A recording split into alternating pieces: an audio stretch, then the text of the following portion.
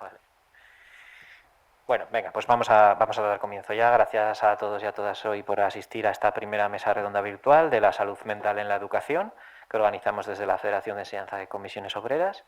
La sesión va a ser grabada y como voy a pasar a presentar a las ponentes que se encuentran hoy con nosotros. Un segundín.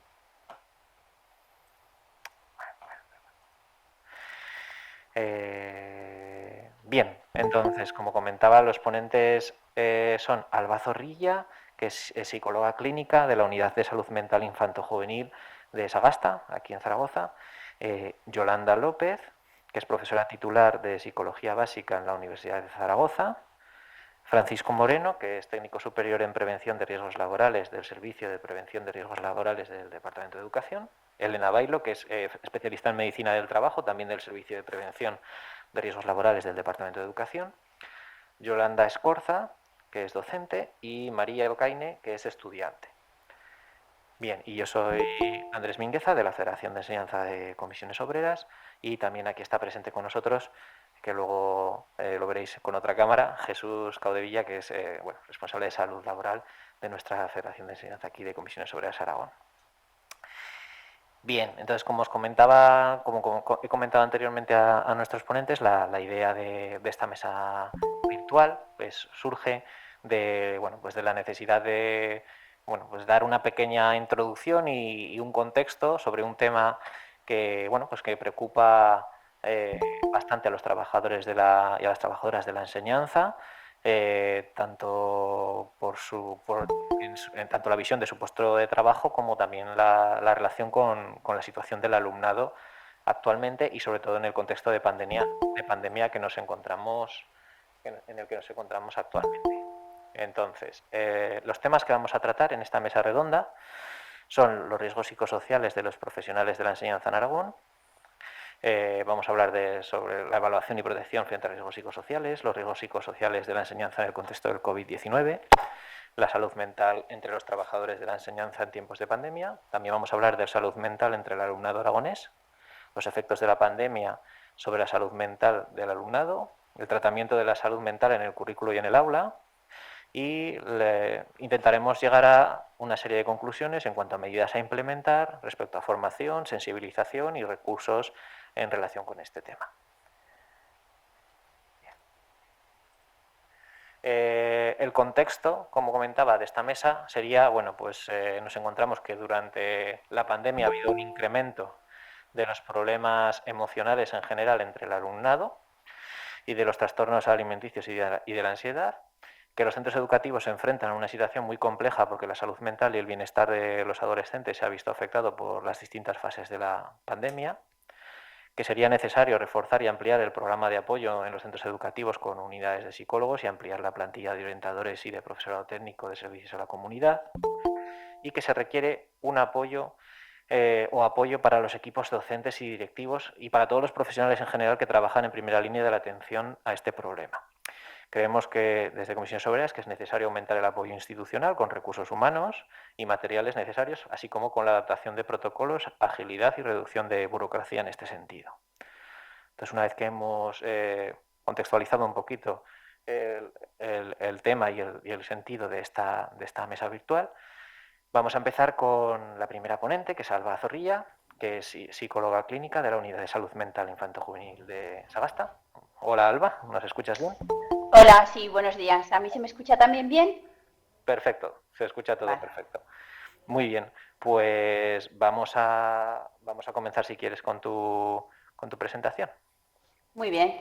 Bueno, pues buenos días. Muchas gracias por la invitación de Andrés y de los compañeros de comisiones, porque también me parece que es un tema muy importante a debatir, a pensar juntos y a ver qué podemos hacer y qué opciones podemos plantear. Bueno, yo como me ha presentado Andrés, me llamo Alba Zorrilla Blasco. Si veis que miro hacia otro lado es porque estoy ahora mismo con el móvil en la consulta de una forma bastante precaria, entonces tengo a la vez la pantalla del ordenador, que es donde voy a seguir un poquito la presentación. Y voy a intentar un poco explicar lo que intentamos hacer desde salud mental cuando tenéis alumnos que dicen que van a estas unidades de salud mental, ¿vale? Entonces, primero de todo, explicar qué son las unidades de salud mental infanto-juvenil. Yo ahora mismo trabajo en una unidad de salud mental que está situada en Sagasta, ¿vale? En Zaragoza, pero hay unidades de salud mental que luego comentaré por toda la red sanitaria de Aragón. Básicamente, una unidad de salud mental es un dispositivo dirigido principalmente a una atención ambulatoria de menores de 18 años. A partir de los 16 años, según la Ley Sanitaria de Aragón, un menor puede venir a recibir tratamiento psicológico o psiquiátrico aunque sus padres no estén de acuerdo, ¿vale? Que esto también me parece importante. Es decir, que a partir de los 16 años no es necesario contar con el permiso de un tutor. Si es menor de 16 años, sí. Y suelen ser personas, niños que presentan patologías con sintomatología compleja, pero en realidad nuestra realidad es que vemos un poco de todo, desde niños con dificultades para controlar impulsos, para manejar emociones, adolescentes con ansiedad, con depresión, vemos también situaciones donde los padres se están separando y los menores lo están manifestando, vemos variación. El acceso principal, ¿cómo llegan los niños aquí? Pues con un volante de interconsulta, es decir, los papás pueden ir a su pediatra y decir, pues doctora, no sé qué, me gustaría que me derivase a mi hijo a salud mental. También puede ser, si el menor tiene más de 14 años o de 16 años, también puede ser derivado por su médico de atención primaria, ¿vale? Aquí llegan a veces, que es de agradecer esos casos, donde los propios menores lo piden, ¿vale? También se pueden derivar, pueden llegar a nuestras unidades, pues bien, por otros servicios especializados, ¿vale? Pues por ejemplo, atenciones de neurología, que ven que ese dolor de cabeza no es algo orgánico, sino que puede tener que ver con algo emocional, pues pueden hacer algún volante de interconsulta, pero estos casos son los de menos. Y también suelen venir a nuestra consulta aquellos casos donde servicios sociales lo recomiendan a los familiares o también desde el centro educativo orientáis a los papás que ese niño o esa niña estaría bien que fuese valorado por una unidad de salud mental. Pero siempre hay que pasar, aunque el colegio lo solicite, siempre hay que pasar normalmente por atención pediátrica o por atención sanitaria, vaya, para que hagan ese documento un poco más burocrático.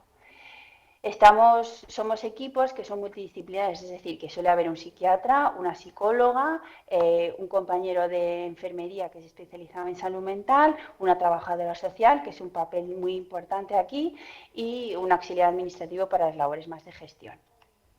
¿Dónde estamos situados? Pues aquí un poco he puesto el mapa sanitario de Aragón para que os hagáis una idea. He puesto ahí pues todas las que conozco que hay, ¿no? Porque no sé si esto es una charla abierta para toda Aragón, para todos los compañeros de Aragón. Entonces, pues bueno, ahí en todo el mapa tan inmenso que es Aragón, ¿no? Pues en Actur, o sea, en Zaragoza están Actur Oeste, Inocencio Jiménez, que pertenece al clínico, Sagasta, que en el Servet hay como dos unidades, una que es Sagasta, que estamos aquí en el Paseo Sagasta, como bien dice su nombre, y otra que está dentro del Hospital Miguel Servet. Es una unidad un poco más específica porque si hay niños que están ingresados, pues hacen también una valoración pues de ese estado mental de ese niño. Pero también hay en Monzón, en Fraga, en Barbastro, en Calatayud, hay una específica allá, en Alcañiz también, en Teruel. Y luego he puesto en el recuadrito más de abajo otras unidades que atienden a población de salud mental infanto-juvenil, pero que son más específicas, que no sé si las habéis oído nombrar. Por ejemplo, la unidad de hospitalización, que está en el hospital clínico, que está en la 8ª planta, ¿vale? Que es una unidad donde hay, ahora no recuerdo si son 6 o 8 camas, donde hay pacientes que ingresan, porque hay un estado de agudización de malestar, pues o bien porque ha hecho un intento de suicidio, o bien porque está muy agresivo. Y es como, pues eso, la planta de psiquiatría, pero para niños. También ahí en esa unidad ingresan aquellas pacientes que habéis nombrado antes con trastornos de la conducta alimentaria. Pues si tienen un bajo peso, ingresan allí para estabilizar el peso. Y en este mismo hospital, en el hospital clínico, está también la unidad que atiende a los trastornos de conducta alimentaria en la etapa adolescente, que es una unidad específica, con pacientes sobre todo que tratan ese tema. Y luego hay otro recurso, porque estos son recursos ya de ingreso. Y luego hay otro recurso que es el Hospital de Día de Goya, que es un ingreso pero parcial. Es decir, los chavales y las chavalas van allí, y los niños también, por la mañana de 8 hasta la hora de la comida. ¿Vale?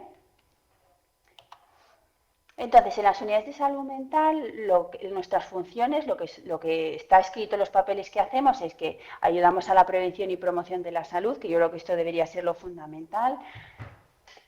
También hacemos labores asistenciales y rehabilitadoras de coordinación con otros dispositivos, pues nos intentamos coordinar con los colegios, con servicios sociales, con protección de menores, con fiscalía, todo lo que rodea al menor.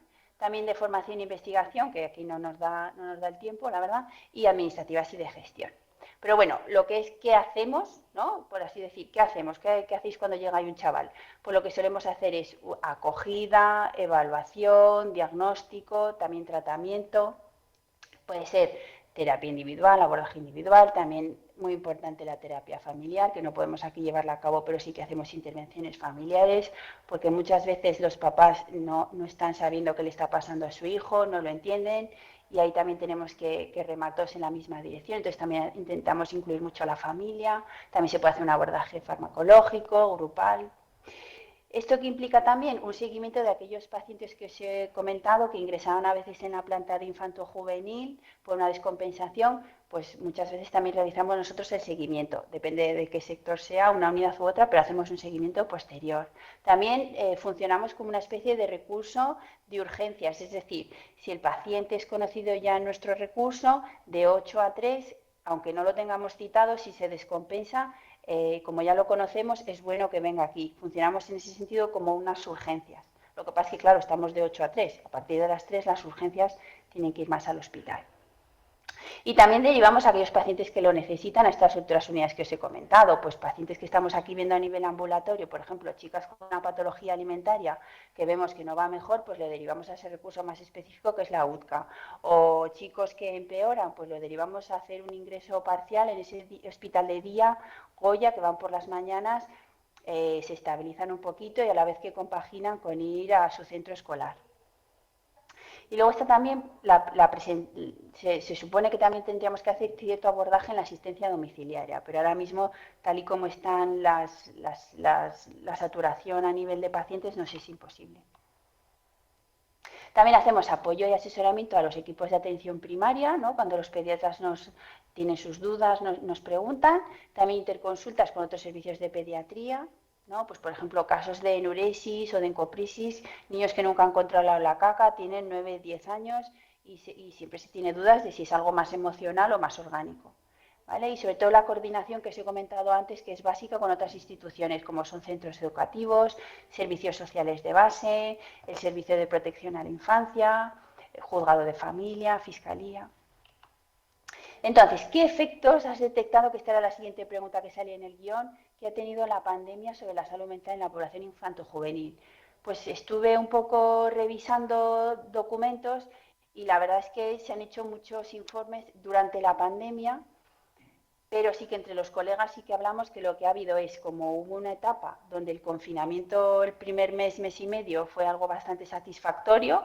Nosotros aquí no dejamos de hacer interconsultas, hacíamos algunas telefónicas los primeros 15 días de confinamiento, pero también seguíamos teniendo asistencia presencial. Y veíamos que hubo como una especie de mes y medio, 2 meses, donde parece que muchas familias estuvieron bien aprovechando ese tiempo, que fue algo, pues eso, aparentemente satisfactorios, chavales que estaban mal en el instituto, pues como no tenían que ir al instituto, juntarse con iguales, estaban también más estables, pero claro, es que el confinamiento y toda esta pandemia ha supuesto un cambio brutal de rutinas, o sea, es que ha sido un antes y un después, entonces han sido cambios de rutinas en todo, en lo social, en lo académico, en lo familiar, también en lo corporal, chavalas que hacían deporte y ahora no lo hacen, cómo ha sido luego la vuelta al deporte, o gente que nunca había hecho deporte de repente en casa esos 2 meses se ha puesto a hacer muchísimo deporte, también a nivel cognitivo, ¿no? Ha habido mucha presencia de pantallas, la atención también se ha alterado mucho, también a nivel relacional, es decir,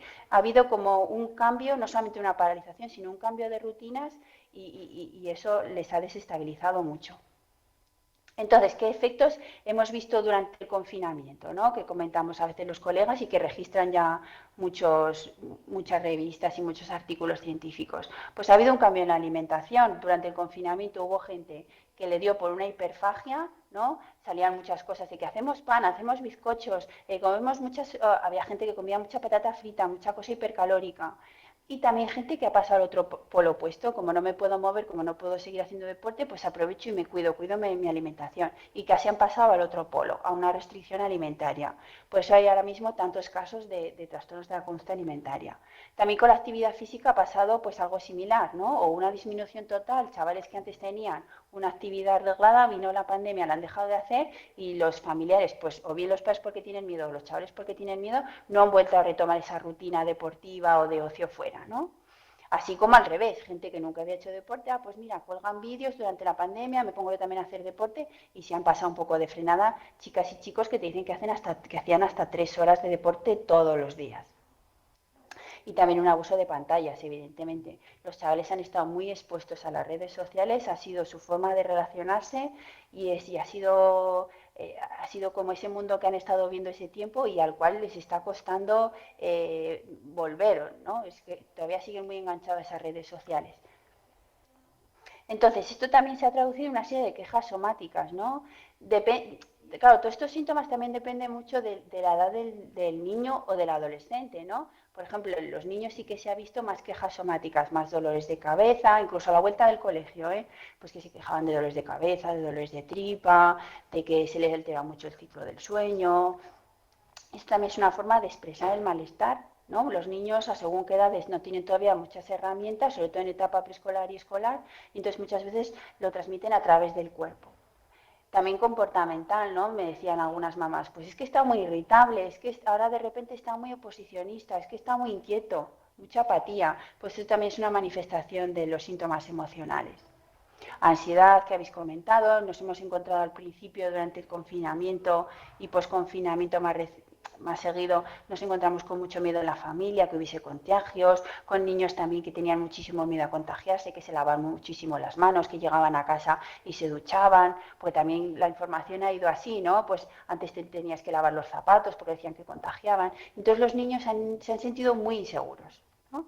Por esta hiperinformación. Había mamás y papás que me decían, mira, yo ya no permito ni escucho la radio, ni permito que escuchen las noticias, porque los niños todo esto no lo podían tramitar ni digerir. Y también se ha despuntado mucho esa obsesividad en algunos niños que ya estaba un poquito latente.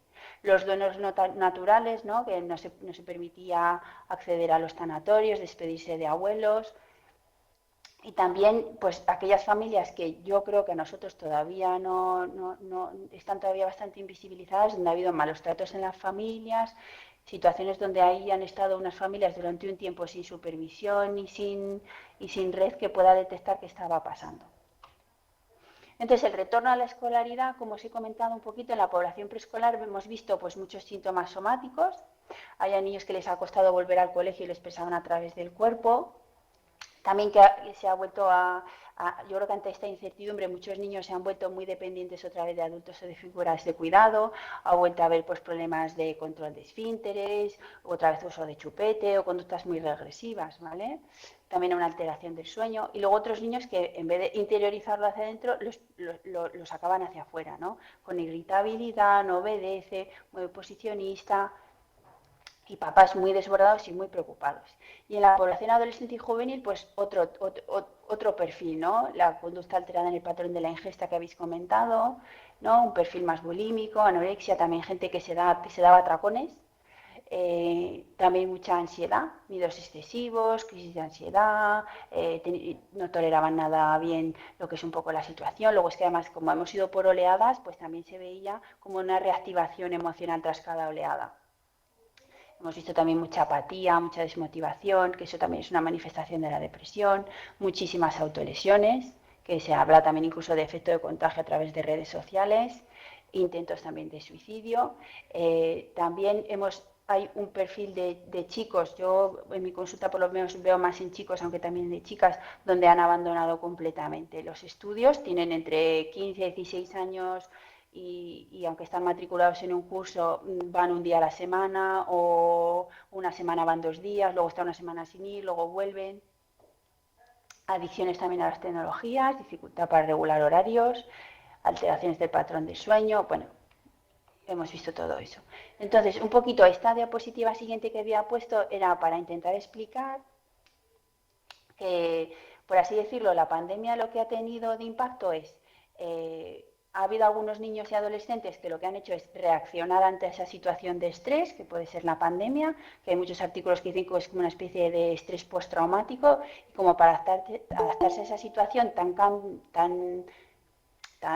impactante como ha sido una pandemia, con ese cambio de rutinas tan brutal, pues las emociones que han tenido de más ansiedad, de más depresión, de más miedo, pues eran un poco para adaptarse a esa nueva situación y que luego han cedido, aunque en algunos casos se han mantenido de una forma un poquito leve. Pero también se ha visto que esta pandemia en chavales y en niños que tenían algo ya un poquito latente, ¡pum!, ha hecho que saliese, ¿no? Entonces la pandemia ha sido como una especie de factor precipitante de algo que ya estaba en ese niño o en ese adolescente o en esa familia. Y luego también en casos que ya habían sido diagnosticados, pues claro, la pandemia lo que ha sido es pues, un empeoramiento del propio trastorno mental. Pero también pienso que a nivel social la pandemia ha tenido un impacto en positivo, que por lo menos podemos hacer lecturas en positivo, y es que la escuela es un lugar más allá de un sitio donde el niño adquiere unos conocimientos y un aprendizaje académico, sino que también es un sitio donde se va a relacionar, donde el niño se encuentra bien, donde el niño muchas veces se encuentra atendido, se siente recogido, y como ante ese tiempo de confinamiento no tener esa escuela que muchas veces sostiene, pues ha habido esa caída. Es decir, el valor de la escuela como ente algo más allá del académico. También la importancia de la salud mental, que es algo que siempre está ahí pendiente, que se tiene que hablar, que se tiene que hablar, y ahora se ha visto que es algo que nos ha impactado a todos. Y también hay algunas familias que habían hecho esta lectura de que era importante pasar tiempo en familia y que fuese un tiempo además de calidad, un tiempo de interacción. Lo que pasa es que sí que es cierto que estoy viendo que ese efecto a veces ya se está diluyendo. Ese aprendizaje que yo creo que sacamos muchas familias, eso se está diluyendo. Entonces, ¿cuáles son los elementos claves a la hora de prevenir, detectar e intervenir en los casos de salud mental? La verdad es que esta pregunta me parecía un poco compleja, porque no sé si eso debe ser... Me parecía una pregunta bastante compleja de responder. No entendía si es que lo enfocabais más hacia la escuela o cómo podemos prevenir la salud mental. Yo lo enfoqué más hacia la escuela. Entonces, sí que pienso que la escuela es un agente muy importante de detección. Yo que hablo con algunos tutores, con orientadores, yo veo que tienen miradas muy acertadas hacia la situación emocional del niño, que detectan, pues cuando este niño que saca buenas notas de repente no saca, o este niño sigue sacando buenas notas pero lo veo raro, o este niño normalmente saca muy buenas notas, ha sacado un 6 y hace como que no pasa nada, pero yo creo que algo le pasa. Pues yo creo que la escuela sí que tiene que haber mucha coordinación con la escuela, porque en la escuela sois muy buenos detectores de muchas situaciones. Y hay que pensar que el 50% de los trastornos mentales debutan antes de los 15 años, es decir, que van dando ya signos. Lo que pasa es que, claro, no todo puede recaer en la escuela, evidentemente. ¿Qué medidas de colaboración existen actualmente con los centros educativos y qué mejoras crees que podrían desarrollarse? Bueno, pues como medidas de colaboración, no sé si sabéis que existe una guía para centros escolares de prevención y detección e intervención en casos de la ideación suicida. Pues esta es una medida de colaboración que se está llevando a cabo ahora. Entonces, yo, por ejemplo, ayer mismo, pues ante una paciente que me contó que se estaba autolesionando y ya es la segunda vez que la veo y que se sigue autolesionando, sí que le dije a la chica, mira, oye, esto se lo tengo que comentar a tus padres y tengo que ponerlo en conocimiento del centro escolar, porque además era una chica que se autolesionaba en el centro escolar, se iba al baño y se autolesionaba. Esta ya es un protocolo que sí que me parece que también es un poco excesivamente burocratizado, pero bueno, que sí que nos sirve mucho para tener información tanto a nosotras de los chavales que están en qué centro escolar, como para los centros escolares saber que también los chavales están atendiendo, nos pueden ser beneficiosos de nuestra atención o los estamos atendiendo ya. Pero para mí también una medida de colaboración muy importante es el teléfono. La típica llamada, poderme poner yo en contacto con la tutora o con la orientadora y podernos transmitir esa información y esas preocupaciones e ir un poco en la misma línea. Mejoras, pues cosas que ya se están haciendo. Sé que hay un equipo de orientación educativa en convivencia escolar. A mí me parece muy importante trabajar todo lo que es una escuela inclusiva, porque muchas veces son chavales que se sienten diferentes, que tienen miedo a sentirse diferentes, a ser señalados diferentes. Entonces yo creo que con las escuelas, contra más diversas puedan ser, yo creo que más opciones tienen de contener, ¿no? También existe el protocolo de actuación en situaciones de acoso, que eso también yo creo que es algo que les ha venido muy bien a los chavales, y también está el Observatorio Aragonés. Cosas que se quieren hacer, que han salido últimamente varias noticias, pues las escuelas como espacios de bienestar emocional, planes de salud mental en las escuelas y contratación de psicólogos en centros educativos. Pero yo sí que pienso que la salud mental es algo que no debe recaer ni solamente en el sistema sanitario ni, por supuesto, solamente en el sistema educativo, ¿no? Sino que tiene que ser algo contemplado desde una visión transversal que afecta a muchos más estamentos y que tenemos que pensar también cómo incluir a estas familias porque también son la principal red de apoyo de estos niños y niñas, ¿no? Y cuando están fallando, ver qué opciones hay. Y por supuesto creo que son medidas que tienen que ir acompañadas de dinero y de profesionales. O sea, podemos hacer todas las guías y todos los protocolos que queramos, pero si esas guías y esos protocolos no van seguidos de más recursos económicos y de más profesionales, es que no llegamos, es imposible. No llegamos ni a nivel educativo ni a nivel sanitario. Y ahora se ve que la demanda es muy importante. Y cosas que ya se pueden ir haciendo, pues yo es que creo que en esto vais a ser vosotros muchísimo más expertos que yo, que estáis ahí en el pie del cañón.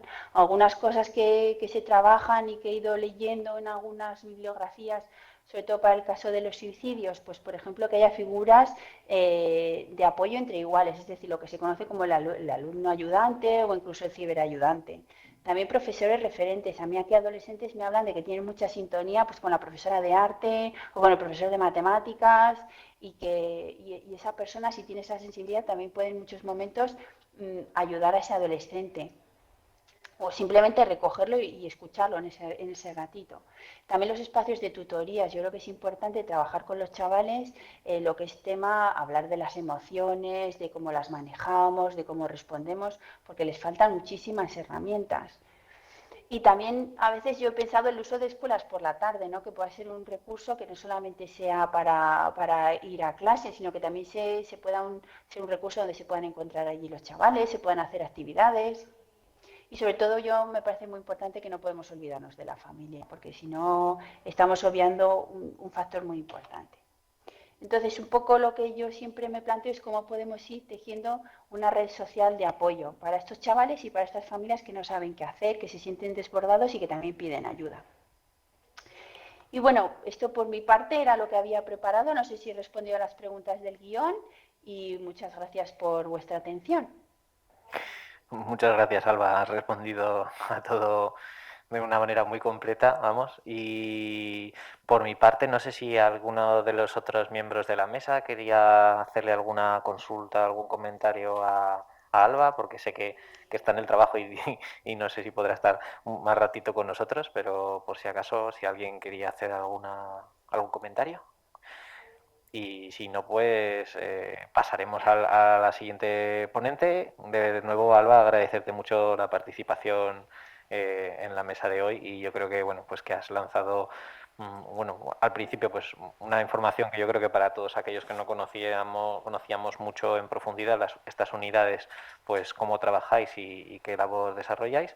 Y bueno, luego las propuestas de mejoras que has comentado, pues evidentemente, en resumen, pues bueno, más inversión y más dotación de recursos humanos es algo vital para que bueno, podamos desarrollar todas las personas involucradas en esto, pues en nuestro trabajo de una manera más efectiva.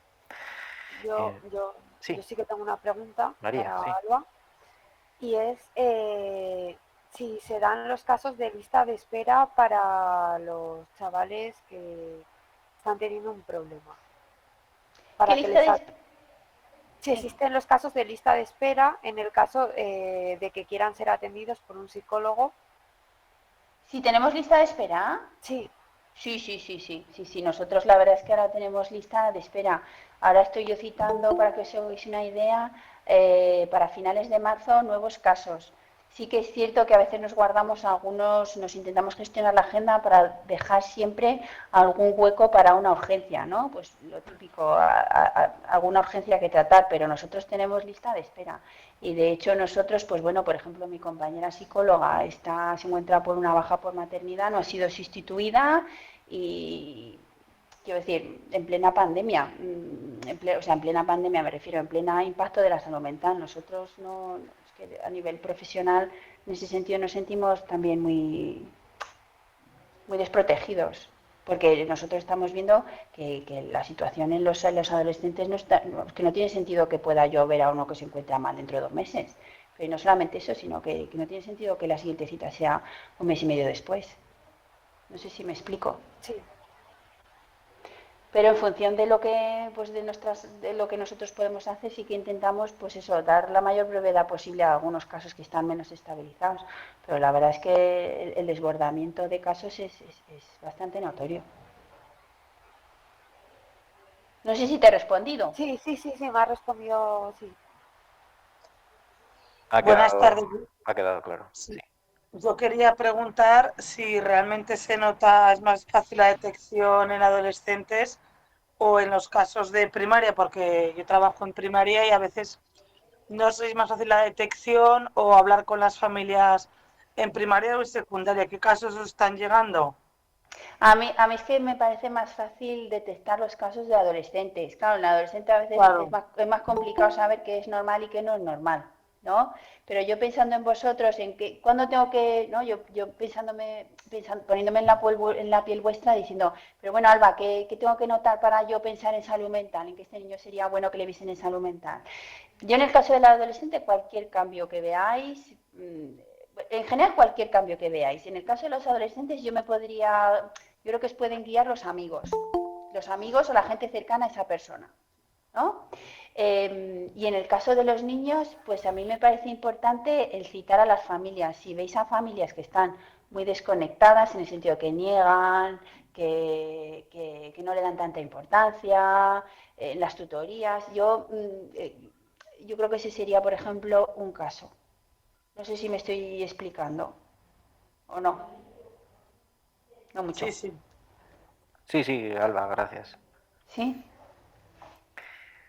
Vale, pues nada, agradecértelo de nuevo y si os parece vamos a pasar a la siguiente ponente, que es Yolanda López, que es profesora titular de Psicología Básica en la Universidad de Zaragoza.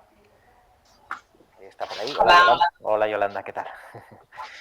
Vale, bueno, pues la idea sería que habláramos un poquito, ya centrado en el alumnado aragonés, la situación de la salud mental, y en tu caso como docente universitaria, pues nos gustaría que nos comentaras si crees que se trata lo suficiente el tema de la salud mental en el currículo y en el aula.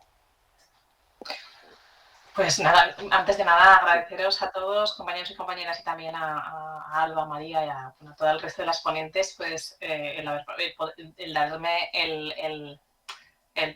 la opción de poder participar en esta mesa. Bueno, antes me gustaría lo primero mostraros un poco cómo es el panorama de salud mental en estudiantes universitarios. No voy a entrar en docentes, etcétera, que también sería otro punto, o contratados predoctorales, etcétera, que sería otro punto importante de desarrollar, pero fijaos un poco, los estudios dicen que en las últimas décadas ha habido un aumento muy significativo de la demanda de servicios de salud mental entre los jóvenes, y también ha habido un aumento en la gravedad de los síntomas que estos presentan. Las estimaciones, los estudios indican que aproximadamente un 20% de los universitarios han tenido un trastorno mental en el último año, generalmente de ansiedad, un trastorno de estado de ánimo o de consumo de sustancias.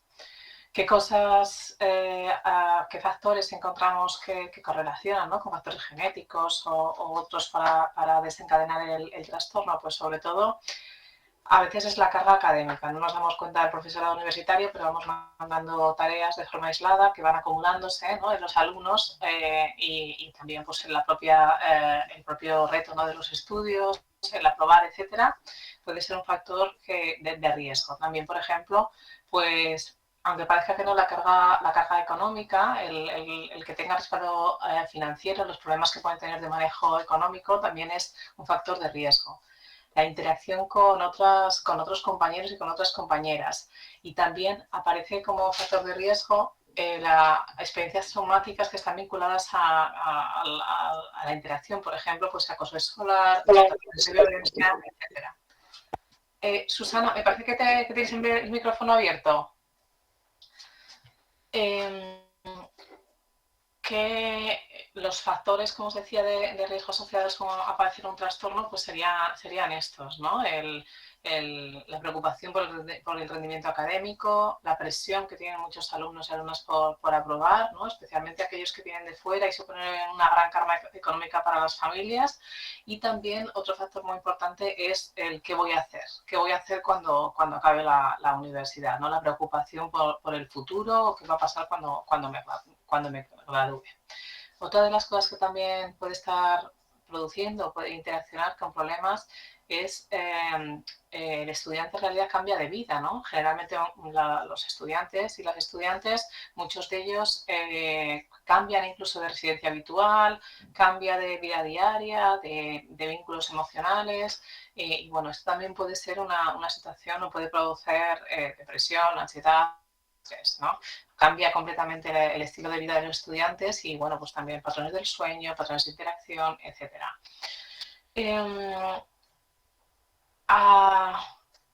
Fijaos que todos estos factores, ¿no?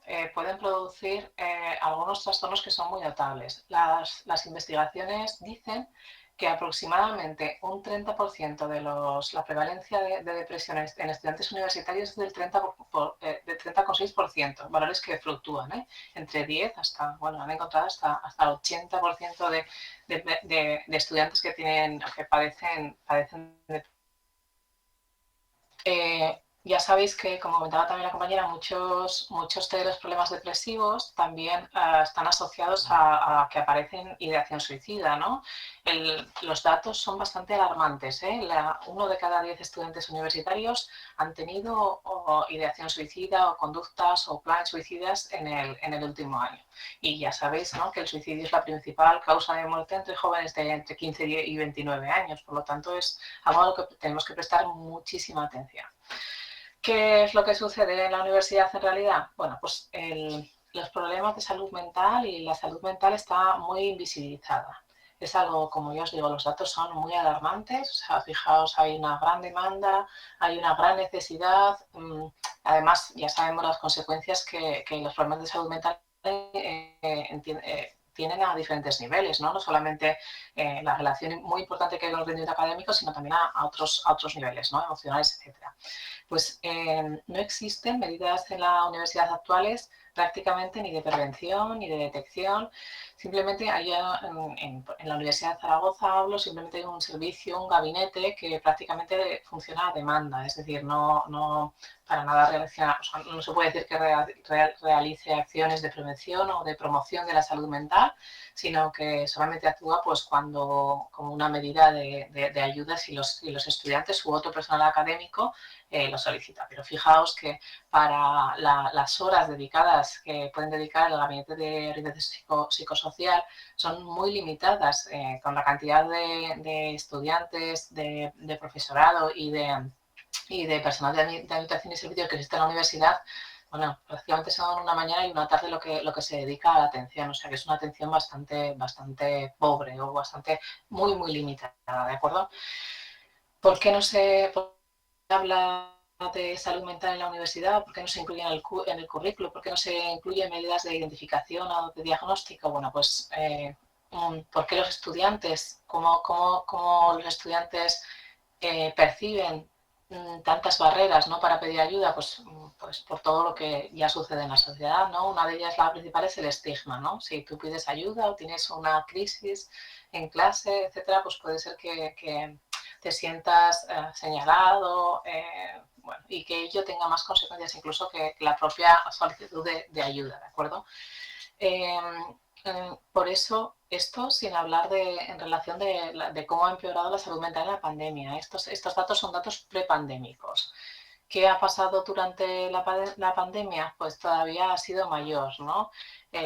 Los efectos de la pandemia han exigido, estoy hablando centrándome en estudiantado, pero fijaos que en todos los niveles educativos, en toda la comunidad educativa, ha supuesto un esfuerzo enorme y ha tenido grandes consecuencias a nivel emocional.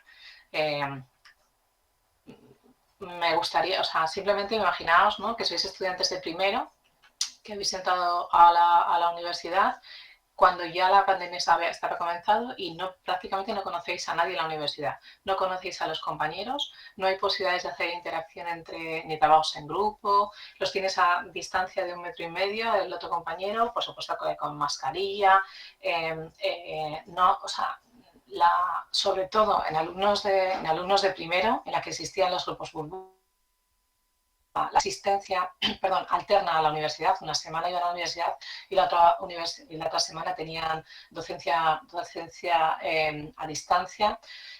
Bueno, ha provocado que, sobre todo en los estudiantes de primero, haya un gran problema de adaptación, incluso con conflictos, dificultades en la interacción con otros compañeros y con todo lo que ello conlleva en un momento especial, ¿no? en el desarrollo.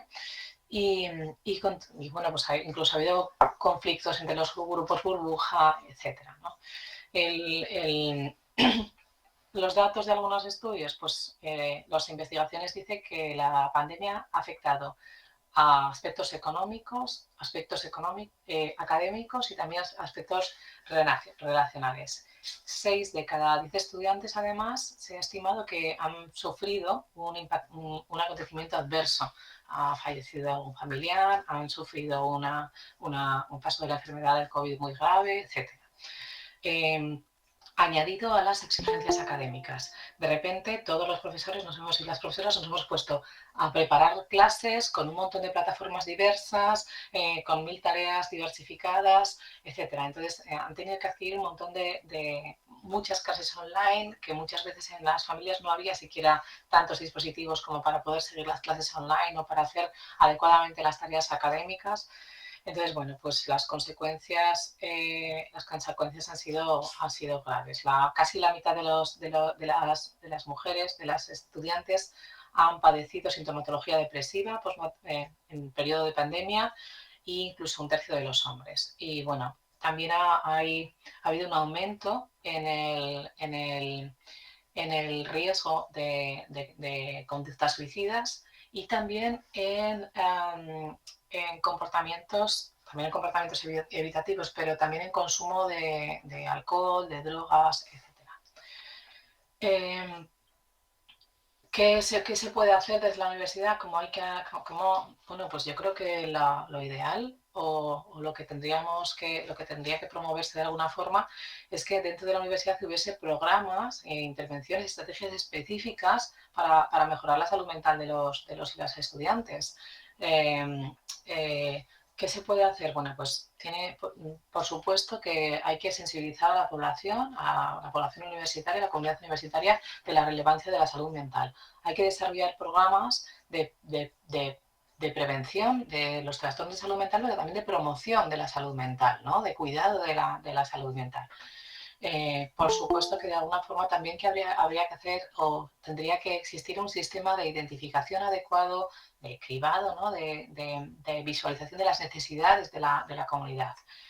También yo creo que desde la propia universidad se tendrían que favorecer espacios de interacción y de como romper, por ejemplo, ¿no? Esos grupos burbujas, estas faltas de interacción, esta falta de acomodación a la universidad, etc. Nosotros hemos hecho un proyecto muy chulo que se llama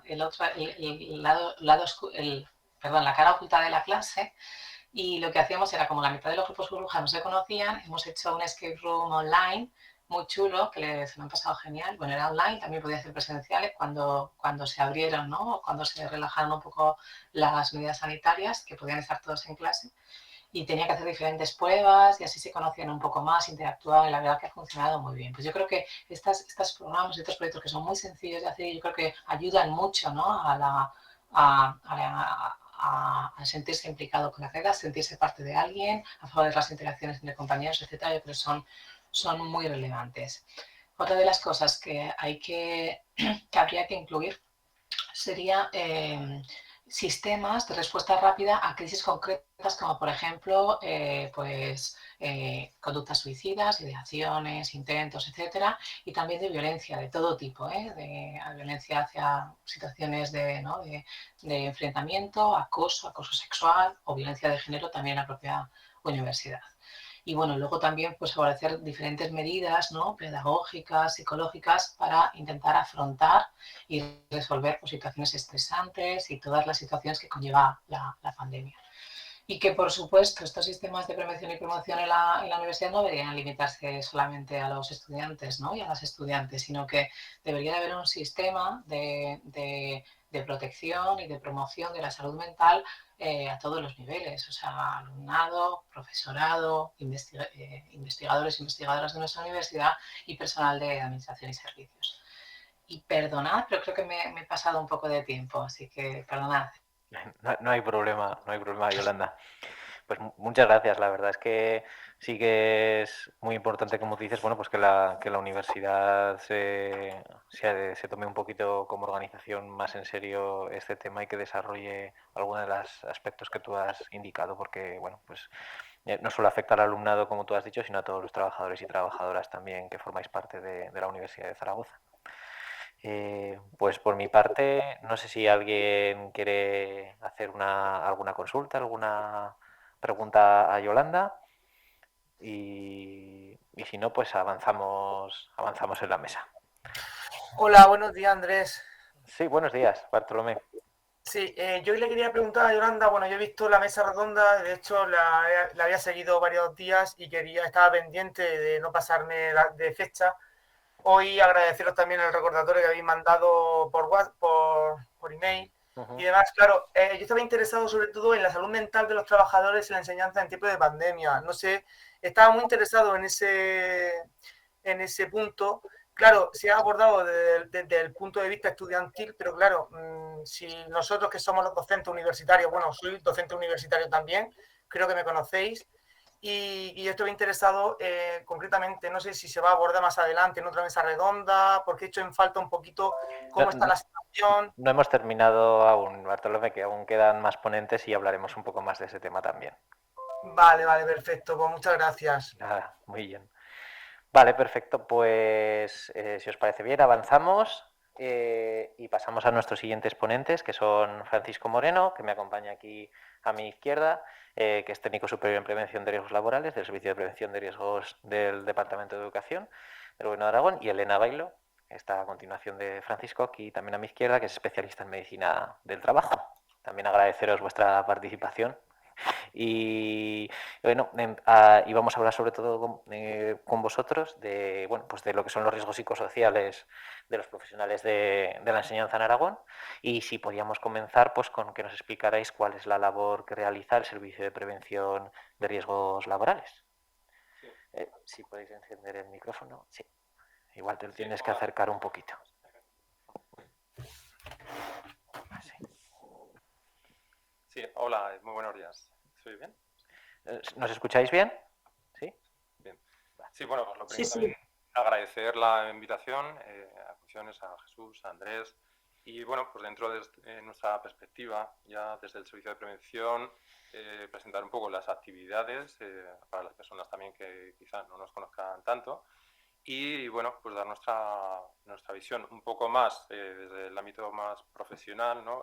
Que en principio por lo que me hemos comentado en la charla, hasta ahora, bueno, el tema principal que tenemos hoy en día en esta mesa redonda es más enfocada hacia la salud mental y, por lo que han comentado las anteriores ponentes, hacia, bueno, pues las relaciones con alumnado y, bueno, en este sentido, nosotros, bueno, pues desde el Servicio de Prevención, comentar que, bueno, claro, nuestras actividades están enmarcadas dentro de la Ley de Prevención de Riesgos Laborales, del Reglamento de los Servicios de Prevención. Entonces, bueno, como funciones generales está el servicio de asesoramiento y apoyo tanto al departamento, a los centros educativos, a las trabajadoras, a los trabajadores y sus representantes en materia de prevención. Esto está totalmente definido en la normativa en vigor y bueno, luego comentaremos también actuaciones más concretas que, bueno, pues por ejemplo con Jesús en las actuaciones que realizamos en el día a día, en las evaluaciones, en procedimientos de adaptación de puestos, pues bueno, estamos y se participa desde la parte social, ¿no? En las visitas, en las inspecciones de trabajo, de seguridad, bueno. Por otra parte, comentar las especialidades preventivas que tenemos en la normativa y a las que tenemos que dar servicio, ¿no? Que serían las 4 especialidades preventivas que se configuran en la Ley de Prevención, que sería la seguridad en el trabajo, higiene industrial, ergonomía y psicosociología y medicina del trabajo. Por tanto, estamos en un equipo multidisciplinar formado tanto por la parte sanitaria, personal médico, enfermería del trabajo, como en la parte más técnica. Ahí estamos, bueno, pues especialistas de las 3 disciplinas técnicas, medicina, como comentaba, y bueno, pues de diferente orientación, ¿no? Tanto ingenieros, psicólogos, bueno, más juristas, de una manera que, bueno, pues según también las actuaciones a realizar, pues podamos enfocarlo de una manera global y sobre todo con el espíritu integral, que es en lo que marca la Ley de Prevención, ¿verdad?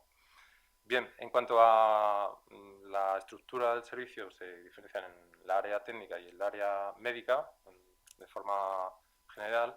Y bueno, yo me centraré más en la parte técnica y luego mi compañera Elena en la parte más sanitaria. Dentro de las especialidades técnicas, bueno, ahí las actuaciones más habituales que solemos realizar serían las evaluaciones de riesgo, tanto las de seguridad, instalaciones, lugares de trabajo, como la evaluación psicosocial, que es la que vamos a comentar un poco más adelante.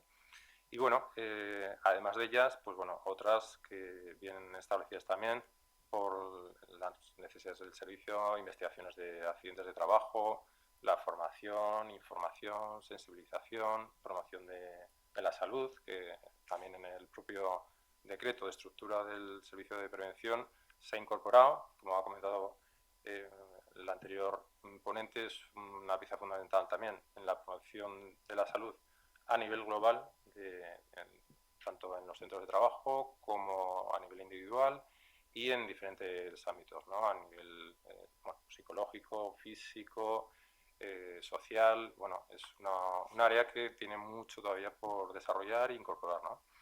Otras, bueno, pues el diseño del plan de prevención, ¿no? Una vez que se han detectado medidas a corregir, se han detectado áreas a lo mejor en las que hay que intervenir, bueno, la siguiente fase sería el control de esos riesgos. El control, otra fase de la acción preventiva, cómo se va a abordar, ¿no? Ahí entraríamos ya en el plan de prevención, establecer plazos responsables, asignar recursos, etcétera, ¿no? Eso sería, bueno, un poco por resumir las actuaciones a nivel técnico.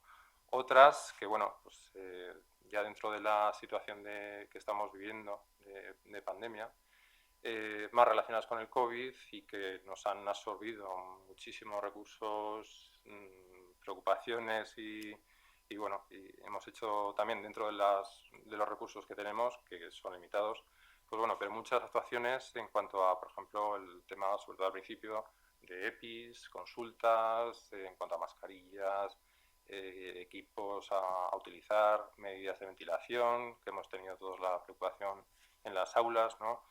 Mediciones de los niveles de CO2, bueno, pues ahí digamos que las actuaciones pues se han diversificado y se han adaptado también, ¿no? a las necesidades que ha habido que hacer por la pandemia. Y luego, bueno, hay otros protocolos de actuación que sí conviene mencionar y también para que, bueno, también en algunos casos cuando se tiene que utilizar, por ejemplo, sería el de adaptación y cambios de puestos por motivos de salud, acoso laboral, etcétera, ¿no? Entonces, bueno, un poco por dar una visión también del servicio de prevención a las personas que no lo conozcan. Y bueno, yo me he centrado un poco más en el área técnica y ahora os comenta Elena la parte más sanitaria. Sí, buenos días. Se me escucha bien, ¿verdad? Buenos días a todos y a todas. En principio, pues bueno, el área sanitaria complementa en el servicio de prevención. Trabajamos, pues como ha dicho Francis, los dos partes juntas son indivisibles y nos necesitamos permanentemente. Nosotros nos dedicamos pues un poco a la vigilancia de la salud, enfermedades profesionales, todo el tema también la colaboración de accidentes de trabajo. Obviamente asesoramiento del departamento respecto a distintos procedimientos, como decía Francis, adaptaciones. Bueno, trabajamos indistintamente los dos, la formación, esa promoción de la salud que tanto Alba como Yolanda indicaban que es imprescindible en cualquier situación que ya nos planteemos trabajar con un colectivo. Y bueno, como decía Francis, la gestión COVID ha sido, o está siendo, ¿no? Porque Omicron no nos ha dado respiro, hablábamos antes de la charla, el pico que hemos vuelto a tener de incidencias, que ha puesto de nuevo de manifiesto el gran esfuerzo que están realizando, pues bueno, todos los que tenemos algo que hacer y los servicios de prevención en este sentido. Hay un procedimiento por parte del Ministerio donde nos tenemos que ocupar de gran parte de la gestión. En educación son los equipos COVID los que en Aragón han asumido la gestión de caso y contactos estrechos a través de los centros educativos, como bien conocéis, y son ellos los que disponen en un principio, los datos y la incidencia durante estos últimos mes y medio ha sido muy importante, como todos conocéis. En principio, pues bueno, como Yolanda y Alba indicaban, el cambio de hábitos ha implicado un gran esfuerzo por parte de todos. Los procedimientos han requerido de una rápida, de una agilidad que igual a veces ha llevado a la fatiga, pero no en un momento determinado. El trabajo constante pues bueno, hace que poco a poco vayamos modificando y rehaciendo todas aquellas situaciones como se indica. En realidad, el servicio de prevención hemos estado siempre abiertos a las colaboraciones y en un momento determinado el trabajo con el departamento a través de las guías que se han publicado y siguiendo aquellas instrucciones que Salud Pública nos indica en el día a día de la pandemia. En ese ánimo continuamos trabajando a día de hoy y bueno, en principio pues aquellas dudas o aquellas situaciones que nos queráis comentar, nosotros pues claro, el objeto de actuación es más, pues como preguntaban, en los trabajadores. Los alumnos pues quedan fuera de nuestro ámbito de actuación, pero pues bueno, siempre estamos ahí realizando una colaboración con el departamento y dando soporte pues a aquellos compañeros sanitarios de salud pública que os ocupáis directamente de la actividad en consulta de los casos tanto de alumnos, como decía Alba y Yolanda, que detectan y ven en principio en las aulas, ¿no? O les llegan pues por parte de la colaboración y de la interconsulta de atención primaria o los pediatras en edades por debajo de 14. No sé si tenéis alguna duda o queréis que comentemos alguna otra cosa. En principio no, si acaso si nos podéis hablar un poquito de en qué consiste la evaluación y protección frente a riesgos psicosociales. Sí, bien, pues para introducir un poco la pregunta, como en algunos casos habría que matizar a qué nos referimos con los factores psicosociales, ¿no? Que a veces hablamos de forma muy abierta y en algún momento podemos confundir algunos términos, ¿no? En principio, de forma breve también, entendemos los factores psicosociales como aquellas condiciones organizacionales, aquellas condiciones del trabajo relacionadas, pues, por ejemplo, con el contenido del mismo, con el puesto, con las tareas a realizar, el tiempo de trabajo, etcétera, que pueden afectar o pueden influir tanto a la persona como a a la organización. Entonces, bueno, a la persona, por ejemplo, bueno, desde aspectos a la salud física, psicológica, social, las relaciones, a la motivación, la satisfacción, también a la empresa o al centro de trabajo, o en este caso al centro educativo, ¿no? Que puede influir pues desde una falta de motivación, un problema de rendimiento o de conflictos. Bueno, por tanto, estamos hablando de factores organizacionales. Ejemplos de factores psicosociales, bueno, pues el tiempo de trabajo, por ejemplo, que estamos hablando, la flexibilidad a la hora de conciliar medidas, la carga de trabajo, las relaciones, el apoyo social, la definición de rol. Bueno, no hay una clasificación uniforme o estricta sobre estos factores, va a depender también del método de evaluación que vayamos a emplear y bueno, pues los diferentes criterios en el momento a utilizar, ¿no? En este sentido también pueden ser tanto positivos o negativos, como hemos visto, ¿no? A nivel de la salud física, bueno, como ha comentado alguna interviniente anteriormente, pues problemas incluso también a nivel de bueno, conductas más compulsivas, emocionales, alteraciones gastrointestinales. Bueno, hay una serie de efectos que a cada persona le pueden influir de diferente manera. A la vez también que las mismas condiciones psicosociales a una persona puede tener efectos negativos y otra persona, sin embargo, pueden ser efectos neutros o, bueno, de otra manera. Por tanto, vemos también aquí la importancia de la variabilidad subjetiva que tenemos cada persona, cómo entendemos bueno, el trabajo, nuestras expectativas, la manera de afrontar una situación, los recursos. Aquí bueno, se configuran o se conjugan varios aspectos, ¿no? De forma que aquellos factores que afectan de forma negativa vamos a entender por riesgos psicosociales. Por una parte serían los factores psicosociales que pueden ser de naturaleza tanto positiva como negativa, y aquellos que sí que afectan de manera pueden afectar de manera importante a la salud y a la organización, se van a considerar como riesgos psicosociales. ¿Cuáles? Bueno, pues desde el estrés laboral, el burnout, que es muy habitual en el contexto educativo, acoso laboral, violencia psicológica. Bueno, hay también una serie de riesgos psicosociales que, bueno, según la normativa a la que vayamos a hacer a consultar, pueden estar recogidos unos u otros, pero bueno, hay unas cuestiones que son claras y son comunes para todos, ¿no? En cuanto al objetivo de la evaluación psicosocial, que es a lo que estamos dedicándonos cuando tenemos enfrente esta situación, tenemos que pensar que es un diagnóstico de esa situación psicosocial, de esos factores que hemos identificado y en qué nivel de riesgo los podemos encontrar, ¿no? En cuanto al alcance de la evaluación, hay que diferenciar también que aquí no estamos haciendo valoraciones individuales, no estamos haciendo valoraciones de salud mental. En algunos casos a veces hay una reticencia, alguna trabajadora o algún trabajador que bueno, pues le da un poco de apuro a la manera de enfrentarse hacia una evaluación psicosocial, pero bueno, hay que aclarar que aquí lo que se evalúan son condiciones organizacionales.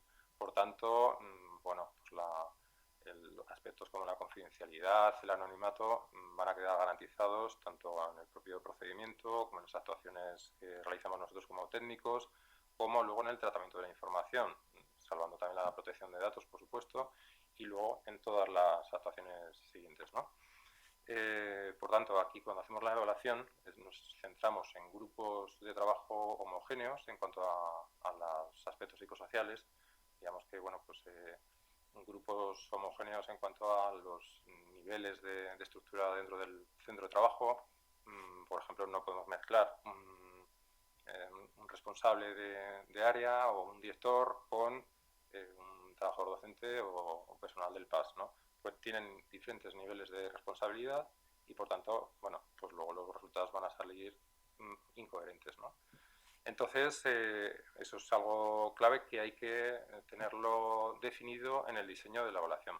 Por tanto, aquí habría que hablar de las fases de la evaluación para explicar un poco también cómo nos tenemos que hacer una planificación de esta situación y bueno, en ese sentido primero tenemos que hacer una sensibilización también, explicar cuál es el proceso de evaluación que tenemos enfrente tanto a la dirección como a los trabajadores y sus representantes, acordar una planificación y luego ya diseñar el proceso de evaluación en cuanto al método que vamos a utilizar. Aquí, bueno, también se nos abren varias alternativas u opciones en cuanto a las técnicas, ¿no? Pueden ser tanto de carácter cualitativo como cuantitativo. Por cualitativo entendemos las técnicas habituales de entrevistas, grupos de discusión, grupos dinámicos, grupos Valiant, que pueden ser, bueno, en el ámbito sanitario también se utilizan, como en la otra parte en las técnicas más de nivel cuantitativo. Aquí es lo que, bueno, ya más conocemos todos cuando hemos hecho los cuestionarios habituales, que tenemos ahí, bueno, una batería de preguntas cerradas a las que tenemos que dar contestación sin poder modificar ni alterar las preguntas, ¿no? Porque son métodos que tienen una validez y una fiabilidad que está contrastada y está contrastada con esos parámetros, ¿no? Una vez realizada la evaluación propiamente con el trabajo de campo, hemos recogido los datos, tenemos que hacer luego ya, bueno, pues el análisis de resultados y a partir de ahí ya, en función de los resultados que hayamos obtenido, plantear una propuesta de mejoras. Una vez que se hayan planteado, luego ya en cada centro, de forma específica, se trataría de trabajar más sobre esas medidas, establecer un plan de intervención, etcétera, ¿no? Lo he intentado resumir un poco, pero bueno, a ver si cualquier pregunta lo podemos comentar ahora. Vale, perfecto. No sé si querías hacer algún comentario, Jesús, o algo. A mí me gustaría hacer una pregunta. Sí, Como adelante. docente de primaria, puedo hablar de primaria. La verdad que respecto a medidas que hay en cualquier otro lugar de la sociedad, pues dijérase un establecimiento, que hay una mampara de separación entre los usuarios o medidores de CO2, en primaria, me imagino si en secundaria será igual a la universidad, la verdad que nos vemos muy vendidos. Quiero decir, la única medida real ha sido abrir ventanas. No tenemos medidores de CO2 en ningún aula, ni siquiera una mampara, dijéramos, para que el profesor o una superficie de plástico que se pare para poder explicar con una mínima protección. Incluso sustituyendo tenemos que estar a veces, o por nuestra naturaleza del trabajo, en contacto con 300 alumnos, lo cual a mí me genera mucha inseguridad y creo que no se han tomado ninguna medida de prevención real en las aulas. Esto depende del Gobierno de Aragón, de riesgos laborales, se está pendiente de revisión, porque la verdad es que tenemos una sensación de indefensión muy grande, lo tengo que decir. Vale, gracias, Susana. No sé si bueno, lo que son las medidas de prevención, la normativa, hay una guía de prevención de riesgos laborales que establece los materiales que corresponden a los trabajadores y trabajadoras de la enseñanza, divididos por etapas educativas, y se basa a su vez en las directrices que vienen desde Sanidad a nivel estatal. Bueno, no sé si queríais contestar vosotros también, pero bueno, Yo quiero decir que piensa de verdad que esto previene a nuestra salud física y mental, trabajar en esas condiciones todos los días. Es obvio, como comentabas, es una medida que viene marcada desde salud pública. La situación de pandemia, en todo momento el control viene dadas por las medidas que están recomendando para todos los ámbitos y en principio se establecen esas medidas en las guías donde hay un trabajo del departamento en colaboración con salud pública y obviamente con el servicio de prevención para procurar realizar esas recomendaciones de pandemia.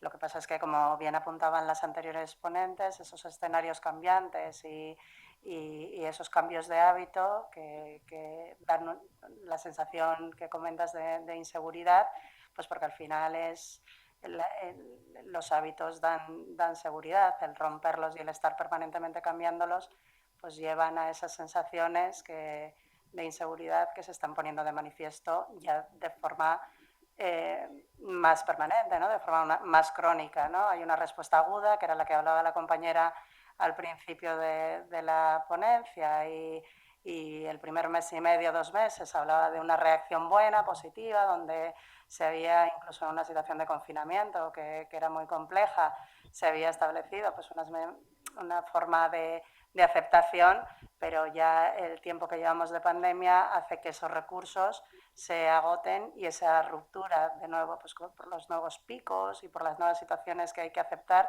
pues se ponen otra vez de manifiesto esas inseguridades y esas sensaciones que comentas. También Francis apuntaba que hay una susceptibilidad individual que obviamente está ahí y bueno, pues en principio nosotros en pandemia nos vemos obligados a seguir ese procedimiento que marca salud pública y como servicio de prevención la colaboración absoluta al departamento.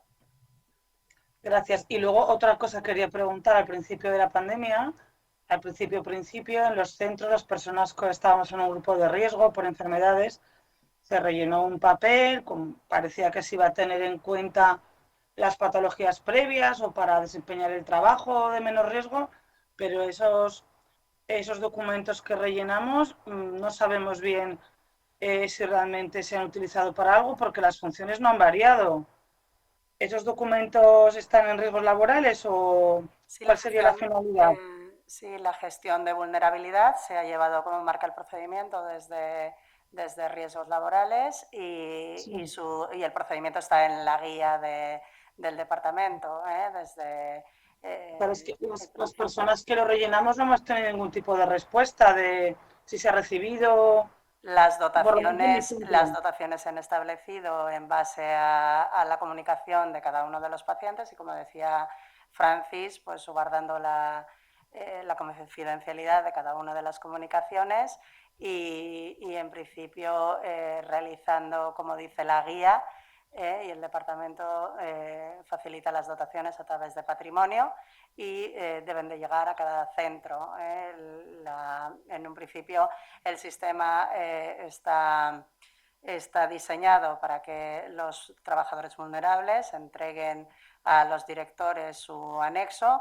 El anexo es remitido al listado de vulnerables, es remitido al servicio provincial. Los certificados médicos han de ir en sobre cerrado con rúbrica de confidencialidad y siempre copias de los mismos, no originales, al Servicio de Prevención de Riesgos Laborales, en principio el área sanitaria, que somos los que recepcionamos esa información y se procede, según las indicaciones que aparecen en la guía, a dotar a esos trabajadores vulnerables según marca el Ministerio y según las medidas en vigor, que en principio a dotarles para que su trabajo, recordemos que los centros educativos son considerados como escenario NR1, que quiere decir que no hay paciente COVID y si aparece paciente COVID, único escenario NR2, sería ese momento en que se aísla al paciente sintomático, posible caso sospechoso, y este trabajo nunca lo puede hacer un trabajador vulnerable. Siempre tiene que ser una persona que no esté en esa lista, que conoce el director, y precisamente por ese motivo es quien no puede ser en el plan de contingencia designado para aislarle en la zona COVID con, en principio, ese kit de asistencia que también se facilita a todos los centros para esta atención. No sé si he respondido a su pregunta. Bueno, es que esta información nunca nos la han hecho llegar a las personas que rellenamos el anexo. Perdone, está en la información está publicada en la guía y el recorrido está publicado. Sí. Que como trabajadores que rellenamos el anexo muchas veces no entendemos o nos ha hecho llegar esto que usted me comentaba y la verdad que lo desconocía. Pensaba que nos iban a comunicar a cada persona afectada pues algo respecto a nuestro puesto, sin más. Le preguntaba por qué no lo desconocía. Bueno, me alegro haberle aclarado. Sí, yo quería hacer una pregunta ya volviendo al tema que nos ocupaba, que eran los riesgos psicosociales a Francisco, curiosamente con lo que comentabas de los famosos cuestionarios. Yo siempre tengo una duda, bueno, me presento, no se me ve aquí en la pantalla, pero soy Jesús Caudevilla, también de Comisiones Obreras, y estoy aquí un poco enfrente a los compañeros ahora mismo. Yo quería saber un poco, o sea, que estamos hablando de riesgos psicosociales de los docentes.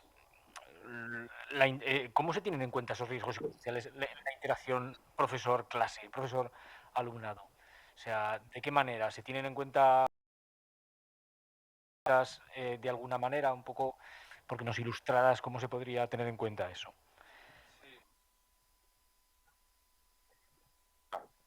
En principio, eso sería uno de los factores que podría influir también en uno de ellos, que es el de relaciones y apoyo social, por ejemplo, en el método de factores psicosociales del Instituto Nacional de Seguridad y Salud en el Trabajo.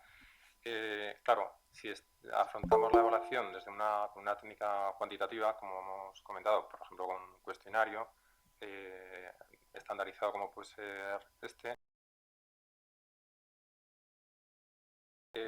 vamos a tener una valoración de ese factor que están ponderados según las contestaciones que se han dado en niveles de riesgo. Por tanto, que finalmente luego tendremos unos resultados comparativamente, primero con cada uno de los factores y en segundo lugar también podemos comparar con otros centros de trabajo, con otros centros educativos, cómo se sitúa el profesional en este factor o incluso dentro del mismo centro se pueden hacer un seguimiento de las mismas medidas y ver cómo va a influenciar. De manera que podemos tener varias referencias, ¿no? Eso desde el punto de vista de una técnica cuantitativa, como es el cuestionario, o lo ideal es complementar tanto las cuantitativas como las cualitativas. ¿Cómo? Bueno, pues sobre todo con la técnica principal en este caso que tenemos, que son las entrevistas directamente, ¿no? Por ejemplo, ahí también esas relaciones pueden ser también incluso se pueden vivir con situaciones de agresividad verbal hacia el docente también en algunos casos.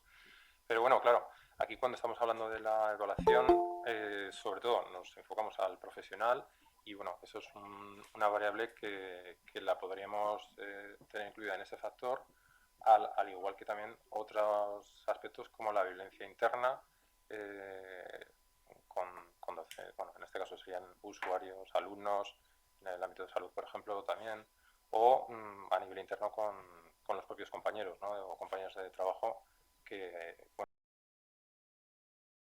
tener una influencia, ¿no?